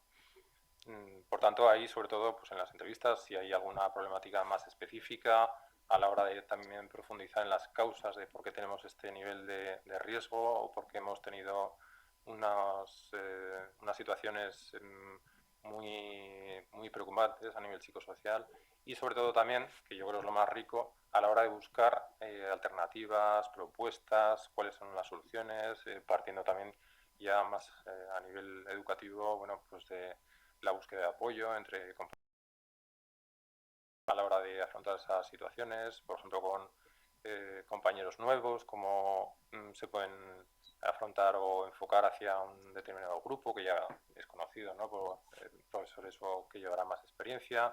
Entonces, bueno, en ese tipo de técnicas, en las entrevistas, ahí te da más campo para poder profundizar en esa búsqueda de soluciones y también incluso el hecho de poder hablar el propio docente, la profesional sobre esto en sí mismo ya también es tiene sus beneficios porque bueno, se exterioriza y se pueden buscar, ¿no? Alternativas. Otra cuestión también que me viene aquí a la cabeza, o sea, si un docente ahora mismo está en una situación de este estilo, o sea, ¿qué tendría que hacer para que se pudiera evaluar este tipo de riesgos psicosociales? O sea, ¿cuál es el procedimiento? ¿Para una evaluación en general o para...? Sí, de riesgos psicosociales en concreto sería. Sí, bueno, directamente, como decíamos al principio, es un servicio de apoyo y que da tanto servicio al departamento, a los centros, como a los trabajadores y sus representantes. Por tanto, directamente con solicitudes o bien canalizadas por parte del sindicato, de los delegados de prevención, de la dirección del centro. Bueno, hay vías de contacto con el servicio de prevención, pues son varias, ¿no? No obstante, bueno, claro, intentamos planificar las actuaciones para que bueno, podamos dar servicio a lo importante y lo urgente. Y hoy en día todo a la vez, ¿no? Entonces, bueno, pues ahí sí, lo importante es, bueno, sí, ponerse en contacto lo antes posible si es algún tema sobre todo urgente y bueno, y ahí ya veremos. Yo lo decía un poco por orientar a todos los que nos estén escuchando o viendo ahora, un poco que sepan cuál es el procedimiento, simplemente es una solicitud, digamos, no hay un documento estándar, ¿no? Simplemente sería, pues eso. Sí, en la página del Departamento de Educación, de Función Pública también, tenéis a disposición todos los emails, teléfonos de contacto directamente, nos podéis llamar al técnico, a mí, a Elena, y bueno, cualquier consulta en este sentido estamos abiertos y bueno, sobre este ámbito o más a nivel general en prevención. Gracias.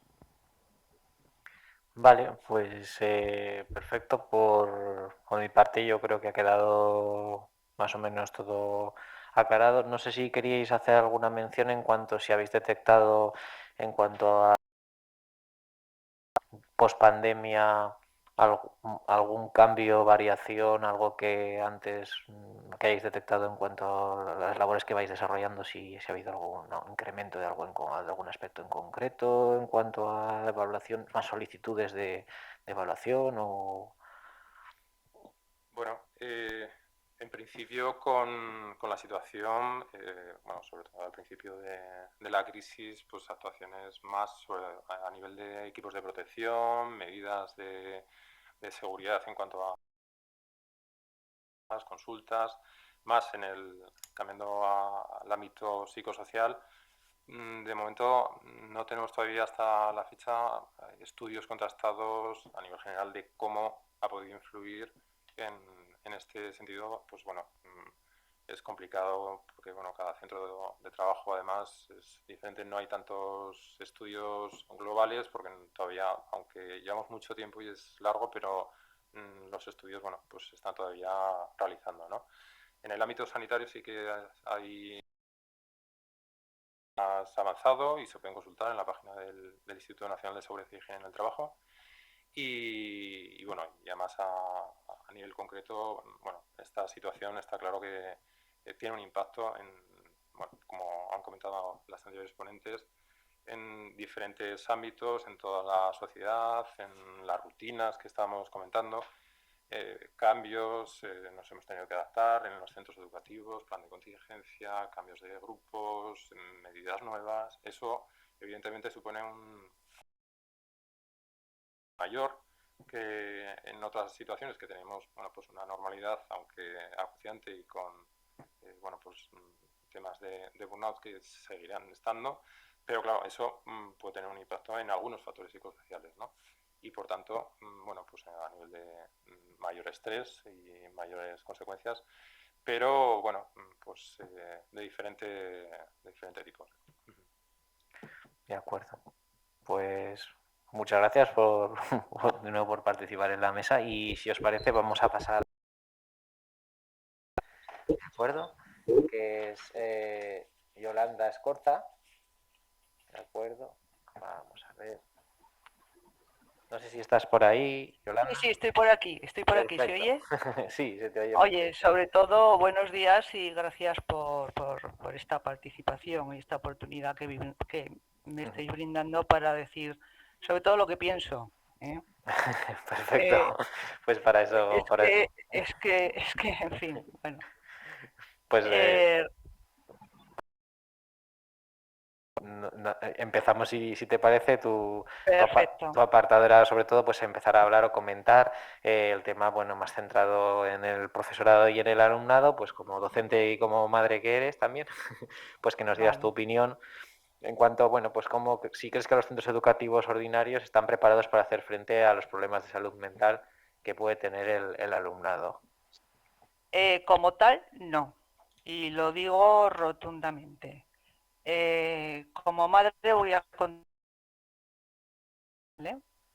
Mi hija con 14 años, 14, 15 años, una estudiante excepcional, empieza a tener, no cae exactamente en el rendimiento académico, pero sí empieza a tener pues estados de ansiedad, ¿vale? Hemos tenido la suerte que en el centro donde estudiaba, y como muy bien ha apuntado Alba, su profesora de referencia, porque era, bueno, pues empatizó, y el resto del equipo docente la acompañó en todo momento, ¿vale? Animándola, preocupándose por su salud. Y esto fue un sin vivir, ¿vale? En ningún momento pensaron que podía tener un problema de salud mental. Debido a la edad, todo se centró, bueno, pues que es una adolescente tardía, son los peores síntomas de la adolescencia, pero ya, bueno, pues siguió y al departamento de orientación, ya digo, porque pienso no presentaba problemas de disciplina, pero sí que como una de las cosas que ha apuntado Alba, pues estudiantes buenos que no caen en el rendimiento escolar, pero sí que se vuelven introvertidos, empiezan a adelgazar, ¿vale? Una serie de síntomas. ¿Qué ocurre? Que afortunadamente nosotros, bueno, en un momento dado, mi hija pidió ayuda,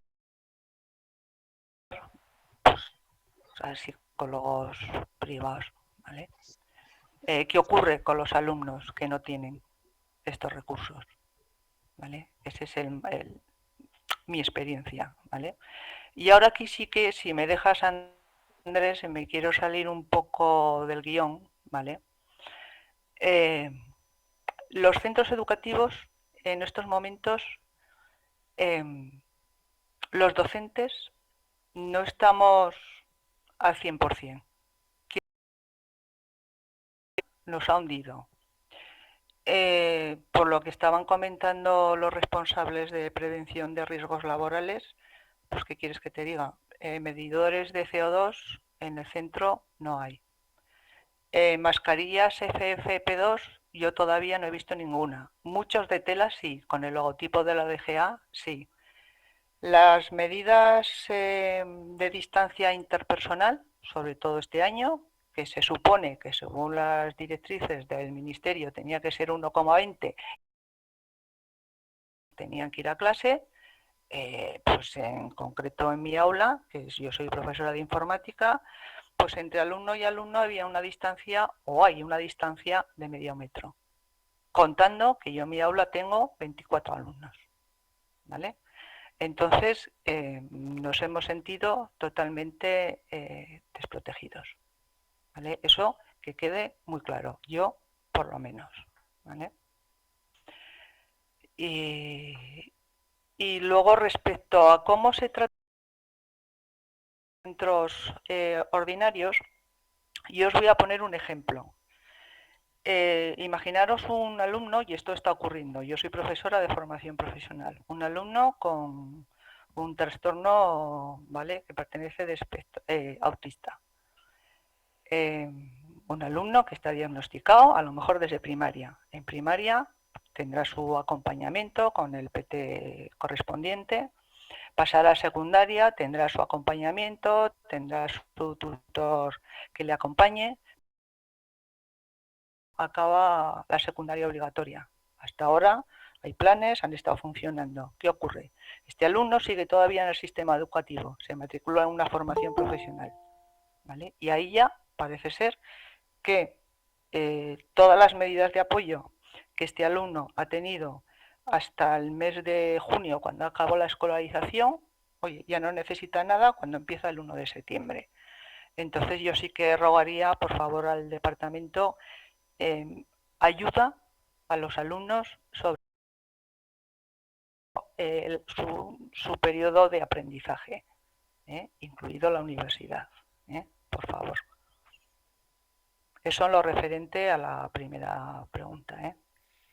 Vale, de acuerdo, Yolanda. Y bueno, luego en cuanto a tu visión también como docente, si crees que existe realmente un tratamiento de la salud mental en el currículo y en el aula actualmente, ¿qué medidas propondrías? Pues mira, como curiosidad hizo el Departamento de Didáctica de Ciencias Sociales y Experimentales de la Facultad de Magisterio de la Universidad de Valencia, ¿vale?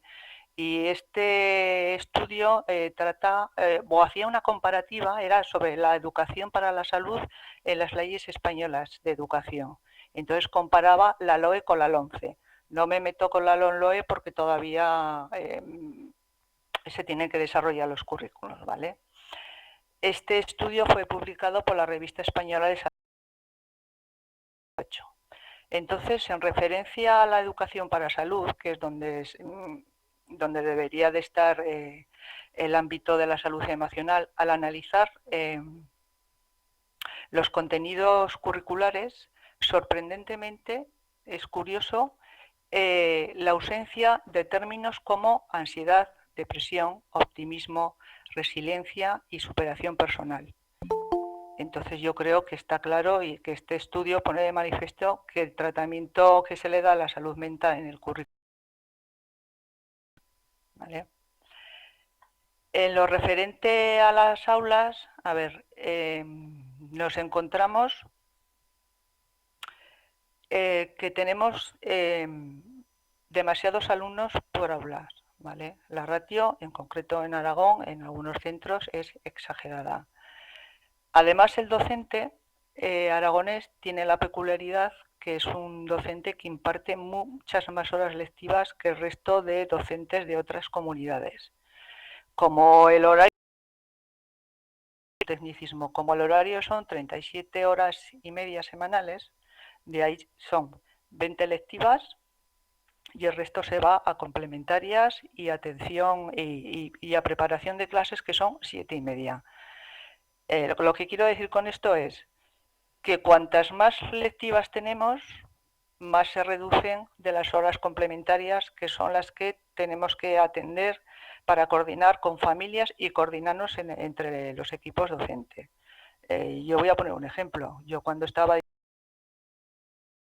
tiempo de hablar con muchos más profesores, comentar con los de los chicos. Ahora es que es prácticamente tocas el timbre, sales de una clase, te metes en otra, por no hablar de la excesiva burocracia que nos están cargando al profesorado, ¿vale? Y por no hablar de nuestro estado de salud mental que tenemos en estos momentos, porque el confinamiento y todo el tema COVID pues realmente ha hecho estragos. Y me sorprende mucho que el Departamento de Educación, el impacto que ha tenido en la salud mental del profesorado, ¿vale?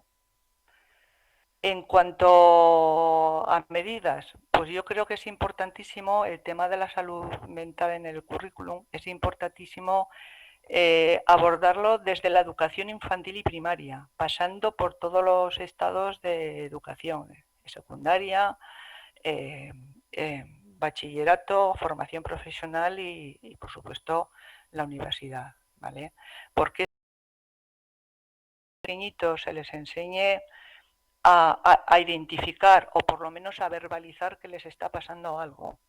Porque si esto no se afronta desde los primeros estadios de la enseñanza, pues difícilmente cuando lleguen a secundaria, en una edad que ya son adolescentes, van a poder controlar el tema. A nivel curricular, habría que abordar contenidos, no sé, yo no soy pedagoga, pero yo no sé si en una asignatura adicional, que por supuesto no sea optativa a las diferentes áreas de aprendizaje. Y dentro de estos contenidos establecer competencias claras como competencia emocional, regulación emocional, autonomía personal o autogestión. En el aula sé que sí que, como ha dicho también Alba, se habían elaborado una serie de materiales, como por ejemplo la prevención contra el suicidio, que es muy triste que tengamos que llevar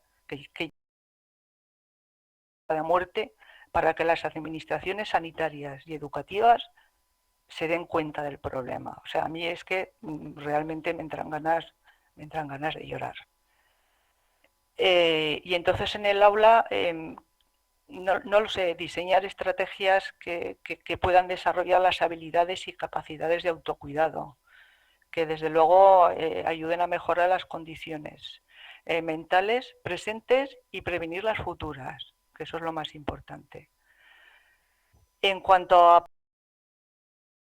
necesitamos contar con herramientas para manejar y comprender estas problemáticas mentales. con el fin de poder acompañar y adaptar los procesos académicos a las necesidades del alumnado más afectado.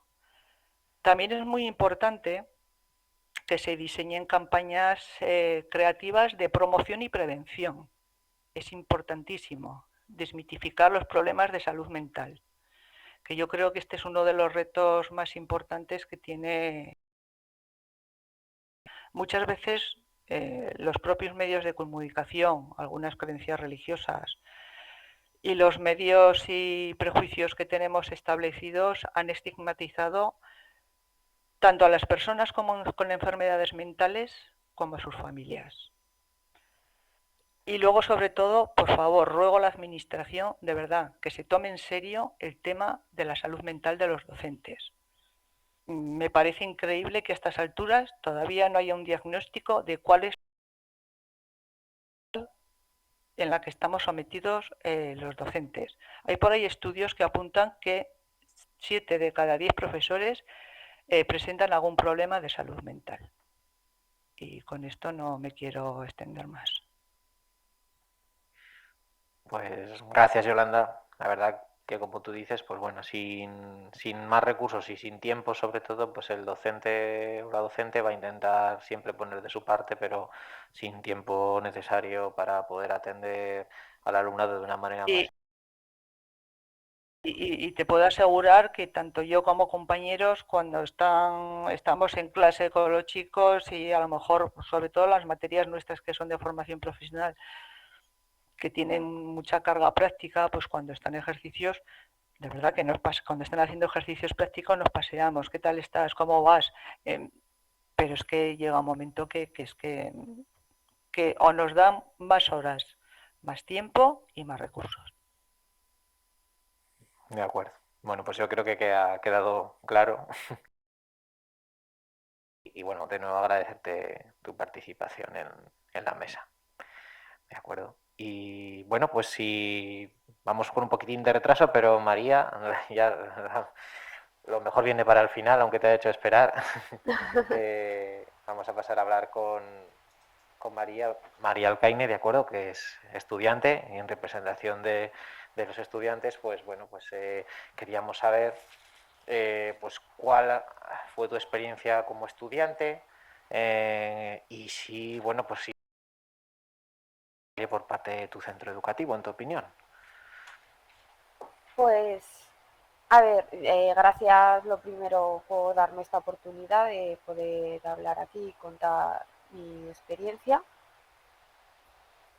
Y bueno, pues yo comencé con 16 años, tuve mi primer ataque de pánico en un examen. Pues que no pude acabar de realizar porque tenía que salir al baño a vomitar. Que me fuera a casa, que me lo repetía otro día, que no pasaba nada. Bueno, ahí vi que me estaba pasando algo. Porque ya me empezó a pasar en todos los exámenes, al ponerme a estudiar, al ponerme a hacer un trabajo, me daba muchísima ansiedad y ganas de vomitar. Así que ante el desconocimiento de qué era lo mejor para mí, claro, con 16 años, y que lo consumidora de cannabis, pues me pareció buena idea en ese momento, ¿vale? Con esto no quiero hacer apología del consumo del cannabis, para nada, ¿vale? Pues se me ocurrió que pues, para poderme relajar ante los exámenes y hacer frente a eso, consumir cannabis para estudiar, hacer los trabajos y presentarme a los exámenes y así poder terminar el curso.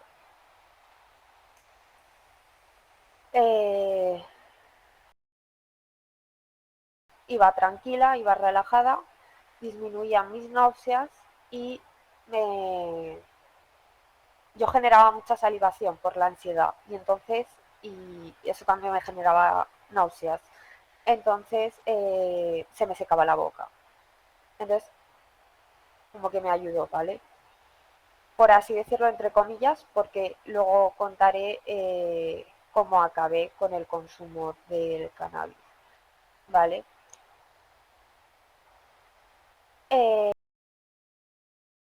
Cuando terminé esos exámenes de cuarto de la ESO, la ansiedad no se me pasó, se me trasladó a las relaciones sociales. Empecé a tener ideación suicida, así que le dije a mi padre que me llevase a un psicólogo, porque yo veía que eso ya no era normal, no estaba pudiendo hacer una vida normal. Me empecé a recetar ansiolíticos y en primero de bachillerato había dejado de consumir cannabis, solo tomaba pues psicólogo médico eh, para enfrentarme al examen, la cual se me fue reduciendo poco a poco hasta el punto de que yo pude afrontar los exámenes sin necesidad de ansiolítico.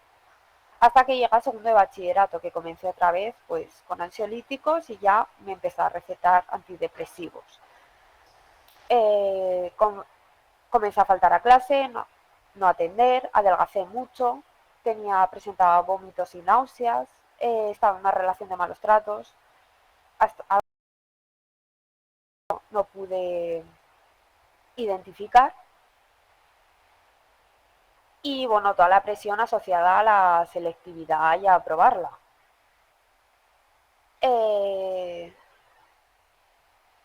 Pero también tengo que añadir que antes de los 16 años yo ya presentaba síntomas de ansiedad somáticos. No me daban ataques de ansiedad, pero cuando estaba en sexto de primaria, primero de la ESO, estreñimiento, dolores de tripa, o sea, siempre que se acercaba un examen, dolor de tripa. Y tenían que llamar a mis padres a que me fueran a recoger porque estaba mal. Claro, síntoma de que estaba somatizando la ansiedad. Y bueno, y que es muy habitual que se dé en los críos esa somatización, en vez de un ataque de ansiedad, ¿no? Pues somatizar a nivel digestivo, y a día de hoy a mí también me sigue dando a nivel digestivo. Bueno, pues después del bachillerato yo me matriculé en la universidad. Volví a consumir cannabis y acabé ingresada en un hospital psiquiátrico porque tenía ideación suicida, depresión, ataques de pánico, despersonalización y desrealización. Y ahí fue cuando me diagnosticaron de que tenía un trastorno de personalidad, ¿vale? Todo esto de lo que contaba del cannabis, ¿vale? O sea, que quede bien claro que fue lo que empeoró mi situación de salud mental, totalmente.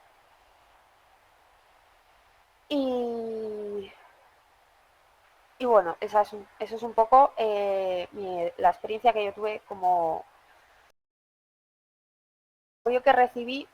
Yo sentí que, o sea, yo recibí mucho apoyo por parte del equipo docente, bueno, de la mayoría del equipo docente, que eran los que me conocían pues desde primero de la ESO, y bueno, me intentaron ayudar en lo que podían. Me dejaban salir una hora antes del examen para que me pudiera relajar. Me dejaban comer maíz frito en los exámenes porque me ayudaba como a no generar tanta salivación. Me ayudaron en lo que podían, básicamente. Luego, sí, sigue, perdona, disculpa. Sí, no, la siguiente pregunta, que es la carencia que creo que tenía el sistema educativo para atenderme correctamente, la respondo muy breve, y es una psicóloga o un psicólogo, vamos, lo que sería un profesional de la salud mental. Y sobre qué cambiaría de recursos personales, formación y tal, pues yo cambiaría, haría la detección y prevención desde los centros ya de primaria, o sea, no solo de secundaria. recomendaría charlas de concienciación sobre las enfermedades mentales, porque eso puede hacer saber al alumnado si está pasando por eso, o sea, un ataque de ansiedad, ¿no?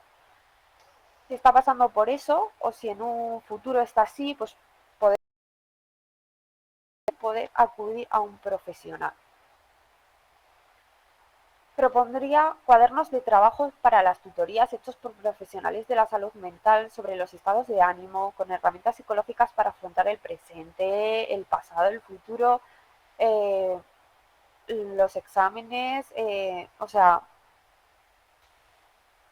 afrontar la vida, ¿vale? Y sobre todo que haya plazas de psicólogos en los centros educativos para tratar estos casos al sistema sanitario. Pero claro, luego nos encontramos con otro problema. Es en el sistema sanitario, la lista de espera, tardan un mes en volverte a atender y tenemos a un chaval con ideación suicida, que esperamos un mes, ¿sabes? Claro, aquí el problema ya no está en lo educativo, también está en lo sanitario, ¿no? Entonces hay que mejorar las dos cosas. Y eso sería todo. Pues lo primero agradecerte tu experiencia con nosotros y nosotras. Agradecerte porque bueno, pues, es una historia muy personal y lo importante es que la gente pues conozcamos un poco pues las situaciones por las que pasa nuestro alumnado, que todos conoceremos algún caso, pero evidentemente pues a veces, como tú bien dices, pues y como ha comentado antes Yolanda, no todo se acaba en la ESO y el bachillerato, seguís creciendo, seguís estudiando formación profesional y ese seguimiento, pues si no hay un profesional de la salud mental, como tú has indicado, por ejemplo, pues un psicólogo en el centro, pues el profesor o profesora que te ha atendido en bachillerato o en la ESO, pues evidentemente no puede hacer ese seguimiento más adelante. Entonces sí que sería pues muy importante pues el hecho de que se incluyan en las plantillas de los centros educativos o vía pues más psicólogos y más orientadores también. Pues por mi parte sería todo. Yo creo que en cuanto a las conclusiones de la mesa, pues bueno, yo creo, no sé si, bueno, si alguien de los ponentes quiere comentar algo más, pero vamos, por mi parte, pues sería, bueno, pues agradeceros a todos y a todas vuestra participación. La verdad es que desde la Federación estamos muy contentos con que finalmente hayáis podido participar todos. Queríamos que se diera una visión más general de lo que es la salud mental en este ámbito. Yo creo que se ha conseguido. Evidentemente, los temas que hemos tratado hoy aquí pues dan para...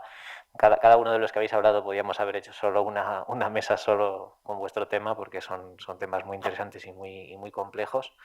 Pero bueno, yo creo que queda claro que, bueno, pues que hay que seguir trabajando en este sentido, que yo creo que el denominador común de todo lo que habéis hablado cada uno de los ponentes es que hace falta pues más dotación de recursos para trabajar en este ámbito, porque es un ámbito muy complejo y que después de la pandemia y durante la pandemia, que aún no hemos terminado, pues va a requerir y requiere pues de más recursos que puedan atender a todas las personas que tanto alumnado como trabajadores de la enseñanza que requieren atención en el ámbito de la salud mental. Y nos quedamos, bueno, pues quizás sobre todo, pues yo quiero quedarme no porque todo el mundo habéis indicado cosas muy importantes, pero bueno, con lo que ha comentado María,